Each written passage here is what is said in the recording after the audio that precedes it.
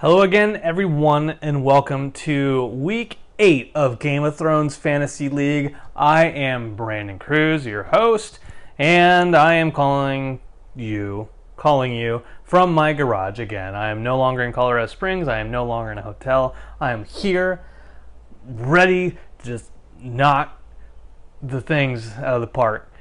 So let's get into this week. I've heard some rumblings. I've heard people say that this week has been a kind of weird one, almost a kick to the groin for some of the book readers. If you haven't read the books, neither have I. That's okay. A wiki of Fire and Ice is my best friend, so I know a lot of those things, and I actually go to the expert spoiler site over there on AV Club, their reviews. So I see a lot of the things that book readers look into in kind of a different frame of mind from some of the newbies, like Travis hasn't read anything about it. But so one of the big things I'll say, and if you don't want any kind of book spoilers, go ahead and tune out now. But Lady Stoneheart, and that's Catelyn Stark, she in the books comes back for kind of vengeance against anybody who's ever harmed the Stark family. And so there's a lot of people who are like, oh, Lady Stoneheart, she's coming, and she's like a zombified Catelyn who's like total kind of jerk. And there have been signs leading up to this last episode where like, okay, here she is, here she comes. The Brotherhood Without Banners, Brotherhood Without Banners, they showed back up. They started talking more about them. They talked a lot about Catelyn and Robb and all that type of stuff.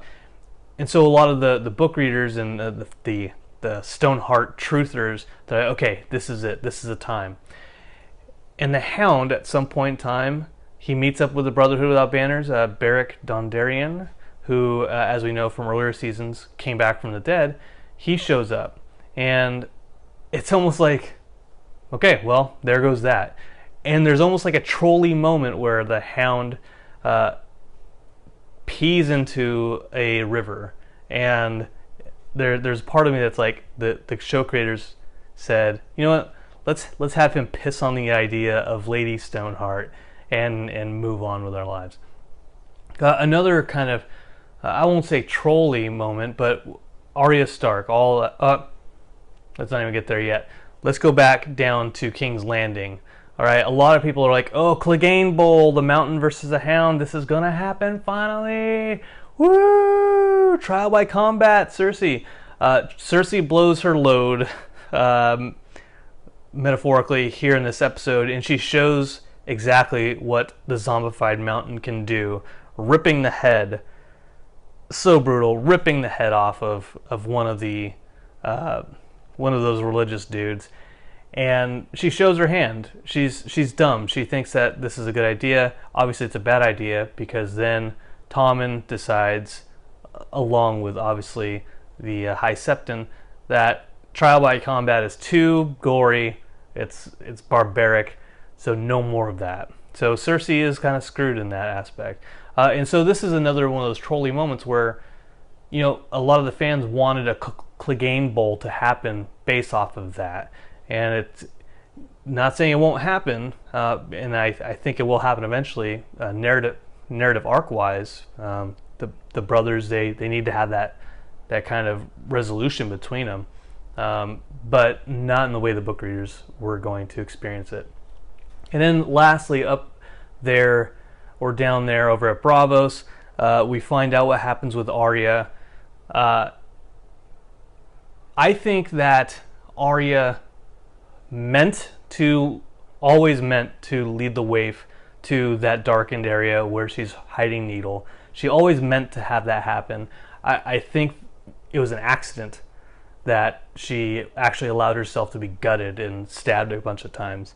But she still managed to, in the end, do a little bit of improvisation and get the waif into that dark area and take her out, take her face, and say to Jaqen, hey, I'm done with you. No more of this nonsense. I'm not no one. I am, in fact, Arya Stark of Winterfell. And that to me is awesome. Now, a lot of surgeons out there and doctors say, and I'm not one, say that getting gutted and stabbed in the gut a bunch of times, especially in those era, in that kind of time frame in history, she would be dead in a couple days just because of sepsis and poop in the bloodstream or something like that. So I'm not a doctor, like I said. I think poop in the bloodstream is a specific disease, but I'm not sure. Anyway, so we lead into next week. I hear the title of it is Battle of the Bastards, Bastards in a Basket. We got good old Henry H. Plainview from There Will Be Blood. Great movie. Not the point. So I'm looking forward to next week. I think the entire episode is based off of that battle. So it's another kind of King's Landing when Stannis was attacking King's Landing type episode. I'm stoked for it. Now let's get into the scores. The scores did change a little bit. The Hound actually got me back into third place. He ripped, man, so violent. I love it. I need him to kill more people. But so John Caulfield, that son of a bitch, is still in the lead with 711 points. It doesn't matter what he does in an episode. Somehow he manages to get 35 points. Chris is second place, 425 points. I am third with 255. Travis, 213. Sorry, man. Lauren, 196. And finally, Robert with 75. Guys, thank you so much for listening. Next week, another great episode, hopefully. But until then, leave us some comments. Give me a thumbs up, maybe. And until next time, I'm Brandon Cruz, and this is Game of Thrones Fantasy League.